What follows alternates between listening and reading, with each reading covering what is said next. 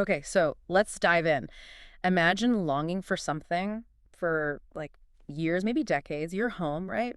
Your family, just some peace. Hmm. And then finally, it's right there, within reach. But it's not quite the homecoming you pictured. No, not at all. The moment of arrival is, well, it's all misty, uncertain, and Hmm. it demands you completely change who you are. Exactly.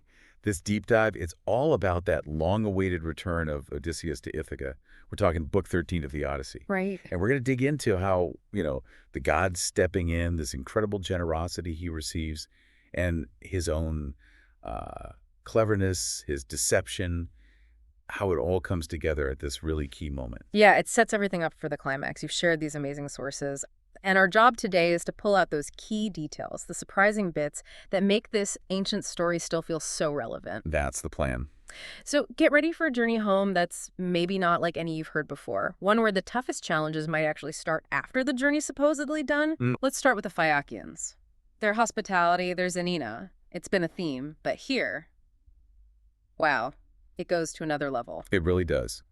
King Alkinoos, he sees Odysseus' suffering, reassures him he will get home. And then tells his nobles, okay, everyone chip in a tripod and a cauldron, because, as he says, it's hard for a single man to be generous. Right, and this is on top of the clothes, the gold, all the other gifts they'd already packed for him in that chest. The level of detail in their preparations is striking, too. Oh, absolutely. At dawn, they bring the bronze gifts down to the ship themselves. And the king, Alcinous, he doesn't just, point fingers. He gets on the ship. Yeah, he personally stows those heavy bronze gifts under the benches, the thwarts, so they won't get in the rowers' way. That's quite something. It shows real care. And then, after all that practical stuff, it's back to his house for a huge feast. Sacrificing an ox to Zeus, the whole deal. With Demodokos, the singer they all love, performing. It really highlights that Xenia isn't just about stuff. It's about the ritual, the honor. Definitely. But while this amazing farewell feast is going on, Odysseus is just, well, he's practically vibrating with impatience, isn't he? Oh, yeah. The text says he keeps looking at the sun, just wishing it would set, like a farmer after a long day plowing. Right. Longing for dinner. His knees are shot. That's how much he wants the sun to go down. He finally speaks up, asks Alkinos and the others for one last drink, a toast, and, just let him go without any trouble. And he's so grateful. He thanks them for the conveyance and loving gifts, wishes them prosperity, success, no unhappiness. Feels really genuine. It does. And that personal farewell to Queen Arete, putting the goblet in her hand, wishing her a happy old age, that adds a nice touch. Shows a real connection. So Alkinos tells his herald, Pononos, mix the wine, let's pour one out for Zeus. And the serving women bring Odysseus his final things, a fresh mantle, tunic, the chest, food, wine, all carried down to the ship. The escorts stow it all carefully. And then, this detail I love, they spread out a coverlet and linen on the stern deck. Yeah, specifically so he can sleep undisturbed. Such kindness. He just gets on board quietly and lies down. And that sleep, it's crucial, isn't it? Because the voyage itself is like a miracle. It really is. He falls into this sleep described as gentle, sweetest, with no awakening, most like death. Wow. Most like death. After everything he's been through, 2 decades of constant struggle. He finally gets to be oblivious of all he had suffered. Mm. It's like a divine reset almost, wiping the slate clean before he faces what's next. And while he's out cold, that Phaeacian ship, it just flies. Unbelievable speed. The imagery so powerful, like 4 stallions starting together when the whip cracks. The stern lifts up, the wake is churning behind it. Yeah, a creaming wave boiling up, and it runs so steady, never wavering. Faster than a falcon, it says. Just slicing through the water. It's almost like the ship itself knows its mission. Totally. Carrying a man with a mind like the gods for counsel, someone who'd endured much, it feels significant. And then just as the morning star appears, signaling dawn, Boom, they arrive. Ithaca. at Phorcys Harbor. And the description is so vivid, so peaceful. Right, these 2 big cliffs protecting it from the wind, so ships can just rest there, no need for ropes. There's a big olive tree at the head of the harbor and this cool shaded cave nearby, sacred to the naiad nymphs. And the details inside the cave? Stone mixing bowls, jars for honey, these stone looms where the nymphs weave. Sea purple webs and water that's always flowing. It even mentions 2 entrances, one for people, one for the gods.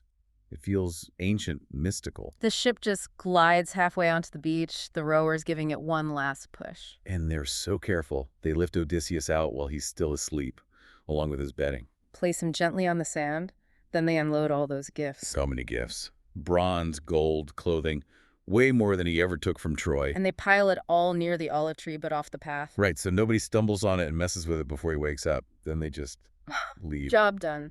But that act of kindness. It comes with a hefty price tag for the Phaeacians. Yeah, Poseidon hasn't forgotten his anger towards Odysseus. And he feels totally disrespected by the Phaeacians. Even though they're related to him, kind of his own blood. He knows Zeus agreed Odysseus should get home, but he hates how they did it, carrying him while he slept, loading him up with gifts. He sees it as a major insult. This really gets into that tricky relationship between mortals and gods, doesn't it? Absolutely. Zeus tries to smooth things over, tells Poseidon, look, none of the gods disrespect you. You're the eldest, the best. Basically gives him the green light, do whatever makes you feel better. So Poseidon's like, okay, I'm going to blast that ship of theirs as it comes back, teach them a lesson about ferrying people. And maybe bury their city under a mountain while I'm at it. Oh, yeah. But Zeus, ever the strategist, tweaks the plan slightly. Right. He says, okay, turning the ship to stone. Good idea. Make it look like a ship right offshore so everyone sees it and wonders. But Zeus adds, don't hide the city. He wants the warning to be public. A visible lesson. So Poseidon goes to Scheria, waits for the ship. Gets close, and bam! One flat stroke of his hand turns it into rock, roots it to the seabed. Imagine seeing that. The Phaeacians must have been stunned. Completely bewildered. But Alkinoos immediately gets it. He remembers this old prophecy from his father. About Poseidon being angry because they help everyone get home safely? And the prophecy specifically mentioned him smashing a ship and maybe burying the city. So what's their reaction? Panic. Well, practical panic. They decide, okay, no more acting as escorts for mortals, and let's sacrifice 12 bulls to Poseidon right now. Hope he doesn't follow through on the mountain part. Wow. It's a stark reminder, isn't it?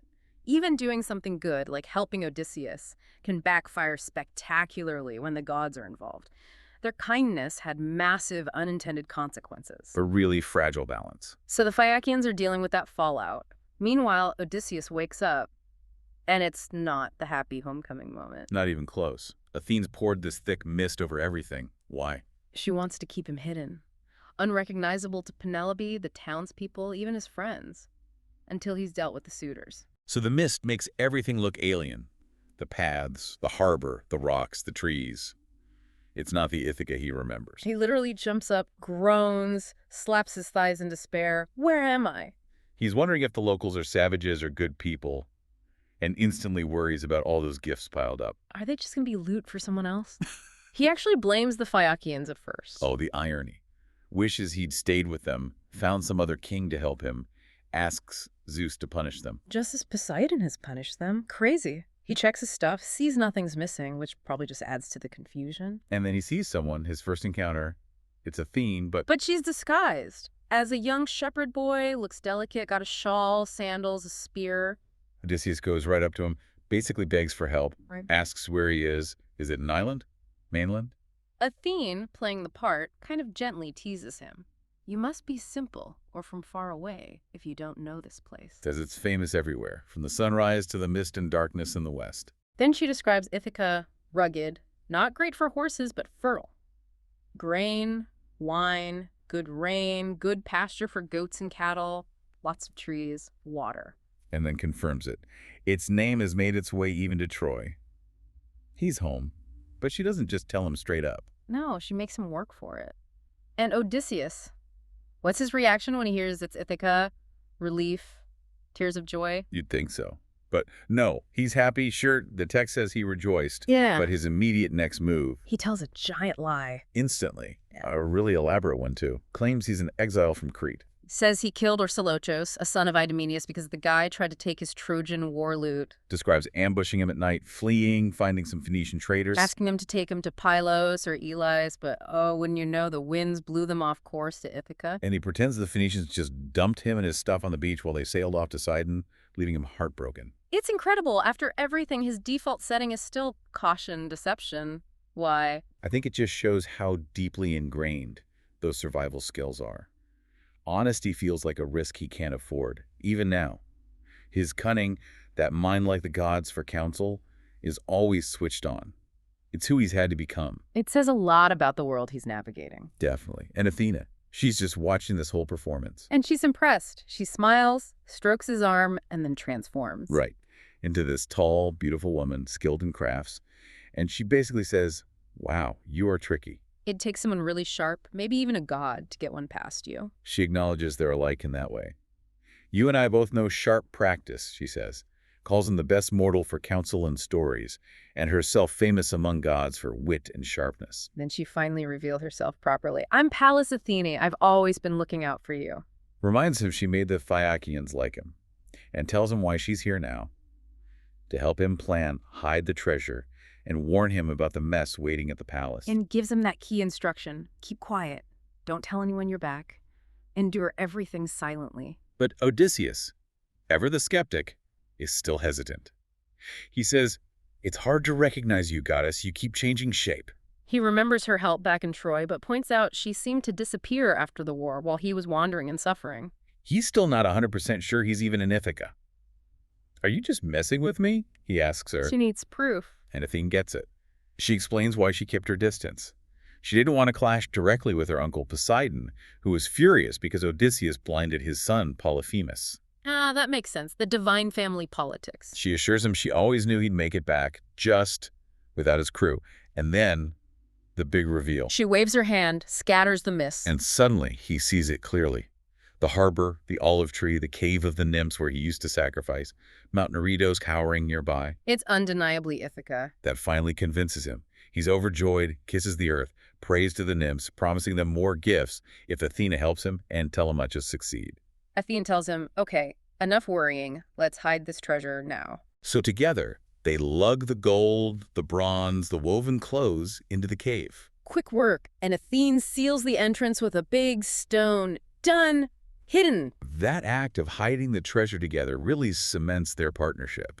It's god and mortal, working side by side based on this shared cunning. Okay, so treasure's safe. Now what? Now they sit down under that sacred olive tree and start plotting. How to deal with those overmastering suitors. Athene lays it out for him. They've been acting like lords in your palace for 3 years now. Courting Penelope, your wife, who, Athene says, kind of gives them all a bit of hope, but secretly. His other intentions, good old Penelope. Odysseus immediately thinks of Agamemnon, killed right after he got home. He's terrified that could happen to him. Understandably. He begs Athene, help me plan this. Give me the strength you gave me back in Troy. He even says with her help, he could fight 300 men. That is bold. Does she promise him that kind of backup? She promises she'll be right there with him and paints a pretty graphic picture. Endless ground spattered by the blood and brains of the suitors. Yikes. Okay, so direct support. But first, the disguise. Right. She tells him exactly how she's going to change him. Wither his skin, ruin his hair, make him look old and ragged. Dim his eyes, basically make him repulsive, unprepossessing, so no one, not even Penelope or Telemachus, will recognize him. The first step, she says, is to go find the swineherd, Eumaeus. The loyal one. Exactly. The one who's still loyal to the family, good to Telemachus and Penelope. He's up by the Raven's Rock and the Erythausa Spring where the pigs hang out. Odysseus should stay with him, ask questions, get the lay of the land. While Odysseus does that, Athene says she'll go to Sparta. To fetch Telemachus. He's been away looking for news. Right, visiting Menelaus. Odysseus immediately asks, wait, why didn't you just tell him I was alive? Let him suffer all this time while these guys eat up our livelihood. Good question. That fatherly concern again? Athene reassures him. She says she guided Telemachus on his journey, partly so he'd gain his own reputation, his Kleos. And he's fine, chilling with Menelaus. But then she drops a bombshell. Yeah, tells him there are young men, suitors, lying in ambush in a ship, planning to kill Telemachus on his way home. Whoa! Okay, so bringing him back isn't risk-free. But Athene seems confident. She says she thinks sooner the earth will cover one of those suitors. She's got it handled. Okay, so the plan is set. Yeah. And then the transformation itself. She just taps him with her wand. Instantly, his skin withers, his hair changes, he looks like an old man. His eyes dim. She dresses him in rags, a disgusting tattered tunic, a worn-out deer hide. Gives him a staff and this ugly wallet on a rope, the whole beggar look. Total transformation. Yeah. And then she just heads off to Sparta to get Telemachus. Leaving Odysseus there, completely disguised. Such a powerful moment. This change isn't just superficial. It represents the absolute loss of his former identity, Yeah. the humility he needs to embrace to even begin reclaiming his life. It really makes you question what identity even means when your outside is stripped away like that. So there we are. Odysseus is finally home. But he's a stranger, a beggar in his own kingdom. The gifts are hidden away, the Phaeacians have paid this terrible price for their help, and this incredibly risky plan is just getting started. And this is where it gets really fascinating, I think. Book 13 shows us homecoming isn't always this moment of pure relief. No, sometimes it's just the start of the real fight. And it leaves you asking, doesn't it? What does it actually mean to come home when you have to become someone else entirely just to survive? How much of yourself can you hide, even for good reason? And what's the cost of that disguise? Something to really chew on.